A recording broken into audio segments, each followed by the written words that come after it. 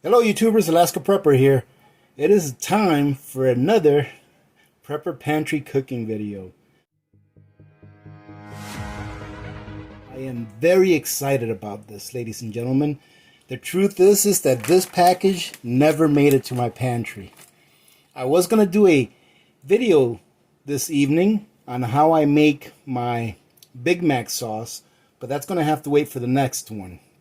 I received a package today from Mr. Brent Winfield, our community butcher, and he sent me some freeze-dried New York strip steaks, and they're still raw, and I'm very excited to try these because I've never had a piece of freeze-dried raw meat. So what I'm going to do today is I'm going to go ahead and open this, show you what it looks like in the freeze-dried state. Then I'm going to hydrate it and I'm going to go and put it on the grill to see how it comes out, see what the texture is like and everything. Brent's always telling me you need to buy a freeze dryer. Ladies and gentlemen, I would love to have a freeze dryer. However, right now I just don't have the room in the house to put a freeze dryer in.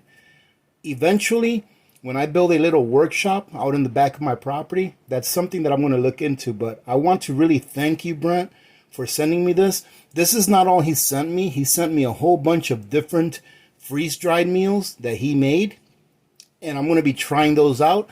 I'm probably going to have to give you a call, Brent, to figure out exactly what all of those are because some of the writing came off of some of the packages.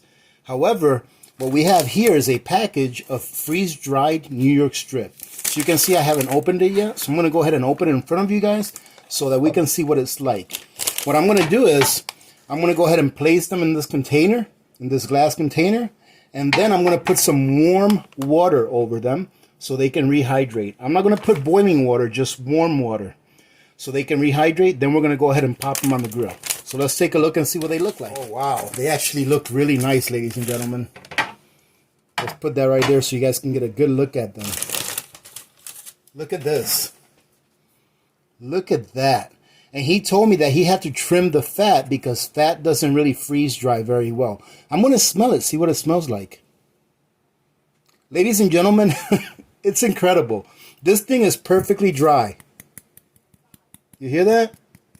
It smells like raw steak. Wow. This is really a treat. I want to thank you again for this, Brent. This is going to be incredible. Look at that.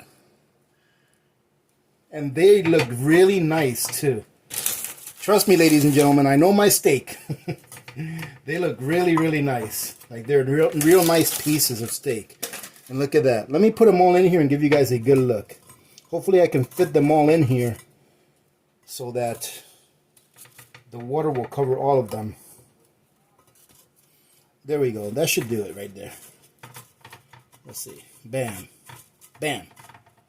All right. Here, check this out. Look at how pretty those cuts look. And they're all freeze-dried, and I'm amazed at how good they look and that they smell just like if you had a raw piece of steak in front of you. That's what they smell like. So now let me go ahead and get some water and show you guys what it looks like once they're hydrated. So all I'm going to do is pour some water over them. I have some water warming up here. Right here, I'm going to pour it over them. As you can see, it's a little warm. It's not boiling, it's just warm.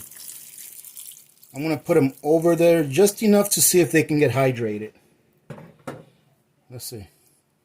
And I'm going to leave them there for probably about 15-20 minutes so they can hydrate. All right, so we'll be back when they're hydrated and we're ready to put them on the grill. We are back, ladies and gentlemen, and it looks like they are fully hydrated. Let me show you what one of these looks like. Now, these are not cooked. They're still raw. But as you can see, let me bring this close. You can see they feel and look just like a regular steak. So what I'm going to do now is I'm going to season these a little bit. And then I'm going to go ahead and let them sit there for a few minutes so that they can absorb some of that seasoning. I'm going to put a little Worcestershire sauce on these. Not too much.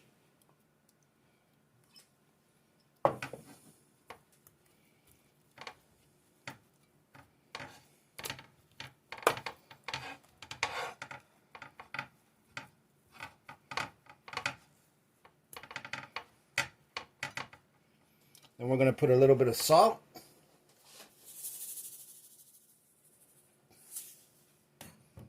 Some pepper. And a bit of garlic.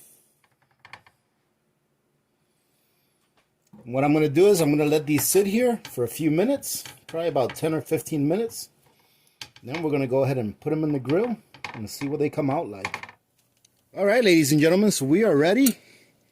Here's our steaks. And first I'm going to put it on this part to sear them.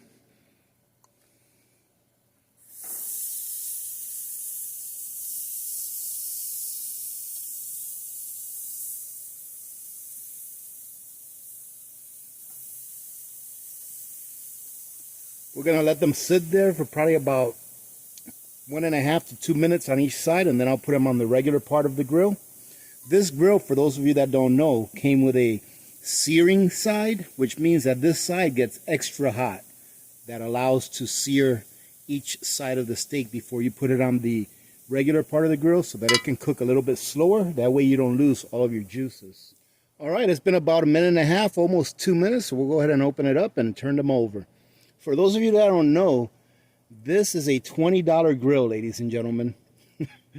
My wife entered into a raffle last summer, I believe it was. Yeah, I'm pretty sure it was last summer. She entered into a raffle, and it was a $20 raffle for the 4-H that they were having here in Fairbanks. And we got a $600 grill for $20. Not a bad deal.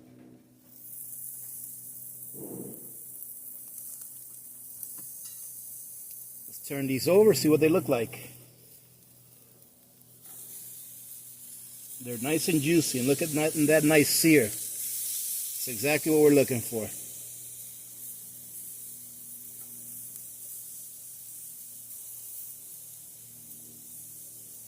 Pretty surprised at how really well it's retaining the moisture inside the meat.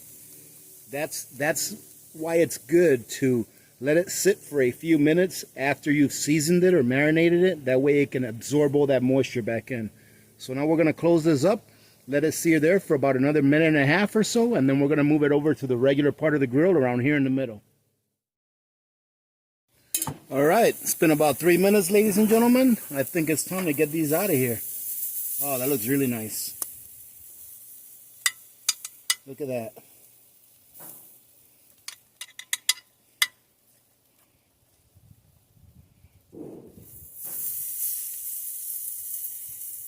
Now, ladies and gentlemen, it's very important that once you cook your steak, you let them rest for a few minutes. That way they will retain their juices.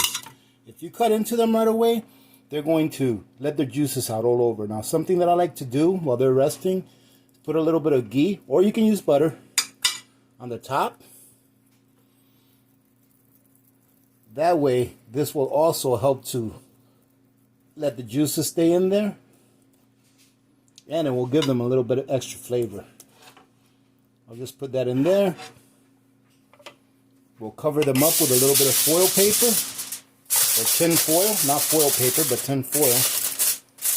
I'm going to let these sit there for about 5 minutes, then we'll be back, cut into them, and see what they taste like. All right, ladies and gentlemen, it's time to uncover this. And look at that. Don't those look nice? Man, these things cooked up perfectly. But the proof is in the taste. So let me go ahead and plate one of these up real quick, and we're going to cut right into them. Let's see what this one here looks like. As you can see, it developed a really nice crust on that side. This side maybe not as much, but it still did pretty well. Now let's cut it up and see what they're like. And that's what it looks like. Let's see what they taste like. Well, ladies and gentlemen, I have to tell you what, it tastes really good. Had someone served this to me and not told me that this steak was freeze-dried prior to it being rehydrated and then cooked, I really wouldn't be able to tell. I mean, it tastes really, really good. The only thing I have to say about it is this. It's a little bit, I mean, just a tiny bit more dense. I guess I'm not sure if you guys can tell by looking at it here, but it's a tiny bit more dense than if it was fresh. But it's not fresh. It's meant to be stored for decades. All right, if properly stored, ladies and gentlemen. It's meant to be stored for decades, but the taste is really, really good. And it's just regular meat that I put on the grill, and it tastes great. I'm going to have to do a double check and make sure that I'm giving you guys accurate information. Now, I'll tell you what, ladies and gentlemen, this is great. That little bit of ghee that I put in there, that really makes it taste so much better. All right, that ghee is just a great addition to put on top of your steak while it's resting. It just soaks in there and it tastes great. Little Miss Alaska Prepper asked me a few minutes ago, what are we having for dinner? And I said, we're having some New York strip. And she said, what? We're not having ribeye? Can you believe that, ladies and gentlemen? All right, ladies and gentlemen. Well, thank you very much to you, Brent. I truly appreciate it. This is a great experience. Like I said, when I have more room, and hopefully I'll have a small workshop built in the back of my property here in the next year or so, I will really seriously look into getting a freeze dryer, because this came out great. I've never had this experience before where I was able to reconstitute some freeze dried raw meat and then be able to fry it and eat it like this, and it tastes great.